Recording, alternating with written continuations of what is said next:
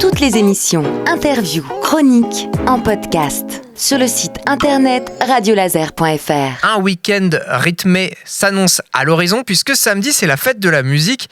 Des concerts partout, des concerts gratuits sous le soleil, enfin le soleil on espère en tout cas. Peut-être que vous avez prévu d'aller y faire un tour entre amis, en famille. Cléo Arzul, qui est étudiante en journalisme, s'est interrogée sur l'origine de cette fête et elle est avec nous. Bonjour Cléo. Bonjour Simon. Vous êtes-vous déjà demandé d'où venait cette tradition qui transforme nos villes en scènes géantes ? Alors déjà, il faut savoir que c'est une fête 100% française, mais pour comprendre, faisons un retour en 1981. Jack Lang, ministre de la Culture de l'époque, nomme Maurice Fleuret comme directeur de la musique et de la danse. Un an plus tard, en 1982, le service des études et de la recherche du ministère de la Culture mène une grande enquête sur les pratiques culturelles des Français. Bilan de l'enquête, 5 millions de personnes, dont un jeune sur deux, jouent d'un instrument de musique. Alors les Français ont du talent, mais apparemment pas assez de visibilité.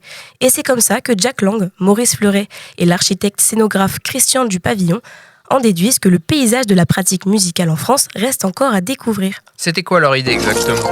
Alors c'est d'offrir une scène à tous les musiciens de l'ombre, qu'ils puissent jouer, se faire entendre et partager. Alors ils imaginent ensemble une grande manifestation populaire. Le but est simple, créer une fête gratuite, ouverte à tous les Français, à tous les styles musicaux. Je cite, sans hiérarchie de genre et pratique. Et pourquoi le 21 juin ? Eh bien, le 21 juin, c'est le jour symbolique du solstice d'été. Autrement dit, le premier jour de l'été, le jour le plus long, avec la nuit la plus courte, dans tout l'hémisphère nord.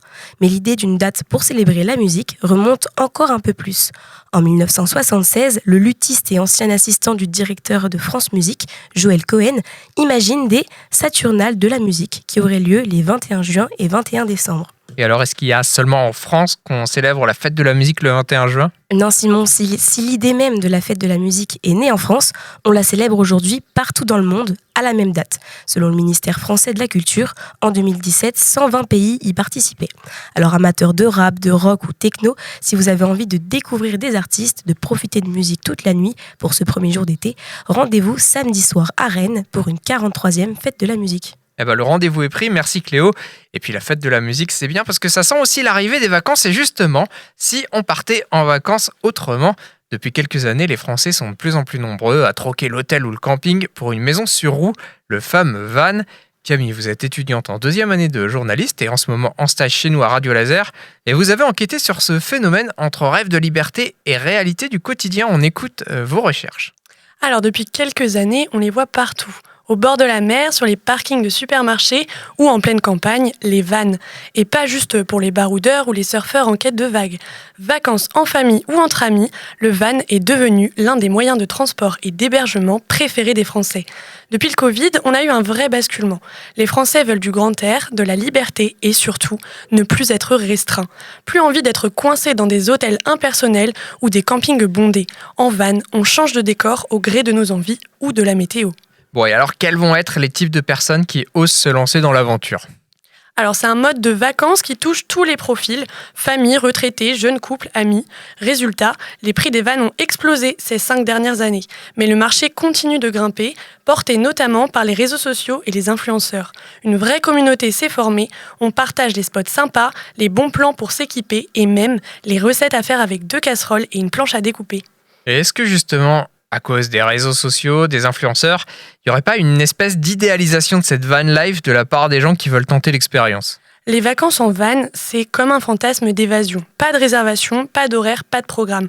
Et pas forcément de place non plus. Parce que oui, c'est vrai que derrière les couchers de soleil sur les plages bretonnes et les #vanlife idylliques, il y a la réalité.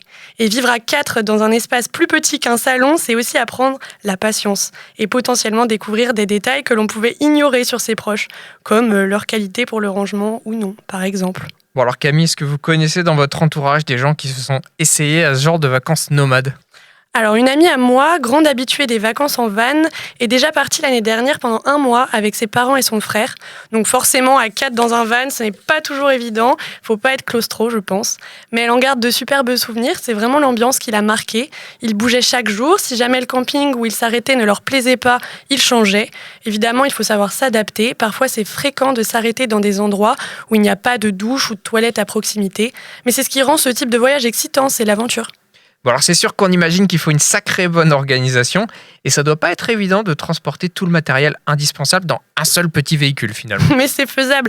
Il faut savoir s'organiser méthodiquement pour transformer son van en un cocon confortable le soir.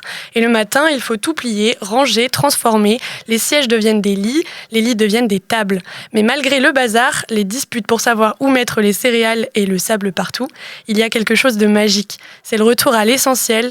On prend le temps, on regarde les paysages défiler, les enfants s'ennuient sans écran et finissent par inventer des jeux débiles mais géniaux. On dort les fenêtres ouvertes, on écoute la pluie sur le toit et on se surprend à dire « Ah, on est bien là ». Et même si ce ne sont que 2 jours de congé et 30 km vers la mer, parfois, ça suffit pour tout oublier, le boulot, le tracas, les tensions. Le van, ce n'est pas la liberté totale, mais c'est un bon prétexte pour se rapprocher de la nature, de l'essentiel et un peu les uns des autres.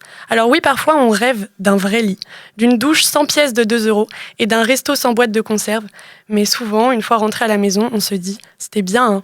Ah bah merci Camille, on s'y serait cru.